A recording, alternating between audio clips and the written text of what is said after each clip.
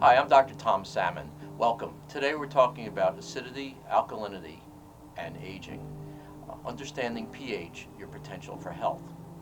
We're all personally responsible for our health, and so because of that, we want to be proactive, not reactive. We want to be proactive toward our health so that we don't wind up being reactive to disease. By keeping tabs on our personal pH, we can actually keep tabs on our personal health. The work we're going to talk about with pH is not about diagnosis, treating disease, or anything like that. This is a proactive approach. This is um, really to build your own health. Uh, Disease and treatment is really a reactive kind of thought process, and that's not where we're here. We're here to create health versus fighting a disease process. This work was developed by Dr. M.T. Morter, one of my greatest teachers. So what is pH? In science, pH stands for potential hydrogen. It is the negative logarithm of hydrogen ion concentration. So don't let that scare you. This conversation is going to be for regular people who do not have chemistry degrees. So for those of us, we'll just think of it as pH being your potential for health.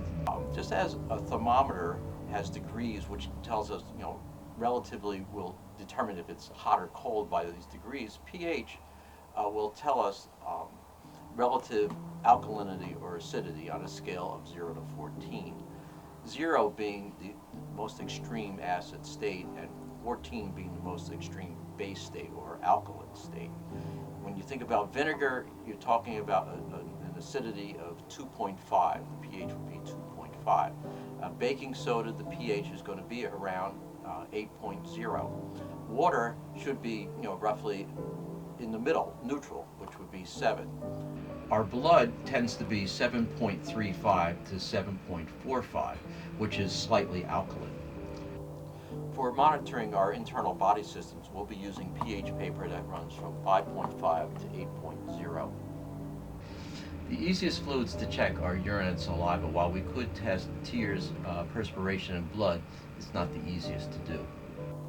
So why would we want to check our pH? We want to know if we have an adequate amount of minerals in our body so that we can keep our fluids slightly alkaline. Now, why would this be important to know the minerals? Well, what minerals do is buffer. They make strong acids, and weak acids neutral. The minerals we're talking about are sodium, potassium, calcium, iron. These, just example, magnesium would be another good example.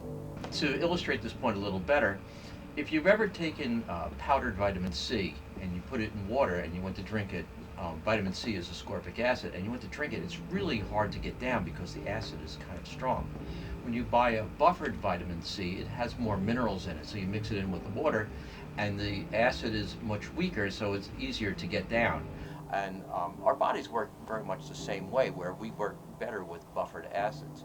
In fact, the reason why this is so important is something that the teacher I alluded to before, Dr. Morter, talked about, that the body is actually alkaline by design and acid by function. So what does that mean? It means that the internal workings of our body produce acid. So when we have an activity, the byproducts of our cellular structures working actually produces an acid. But these actual cells have to be in an alkaline state in order to produce these acid functions. I know that sounds a little bit complex, but it actually is true. I know that concept is a little difficult, alkaline by design and acid by function, but it's true. It is right that normal cellular function produces an acid residue, and the body needs to be alkaline. So what happens is that we breathe out these mild acids that are produced by cellular function through our lungs. Let's say you run up a flight of stairs or two, and you get to the top of the stairs, and you're breathing heavy, or you're panting a little bit, and you're thinking that, I just have to catch my breath. That's the common thought. But really what's going on is that your body needs to get rid of the weak acids of cellular metabolism. So what it's doing is breathing that out, and you're breathing faster, so you're getting the acid out of your body. Remember that we're trying to keep the blood at a pH of 7.35 to 7.45, which is slightly alkaline. So those of you that are really paying attention and have some of this concept that I'm talking about are thinking, yeah, but what about the acid in the stomach, you know? So when I hear this question, I know that you really are paying attention and have some grasp of what I'm saying. It's still true that in our stomachs we may be producing acid that is at a pH of 1, which is extremely acidic. Yet the parietal cells that produce that acid need to be in an alkaline state in order to produce the acid that is needed by the body. So it's quite a complex thing. It's a very strong acid, but yet you have to remember it's produced by an alkaline type cell.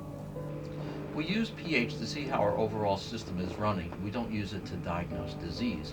pH does not diagnose. It tells us how the whole system is working. But it can tell us whether or not we're poisoning ourselves with what we consume, or it can also tell us if we're stressing ourselves beyond a healthy limit,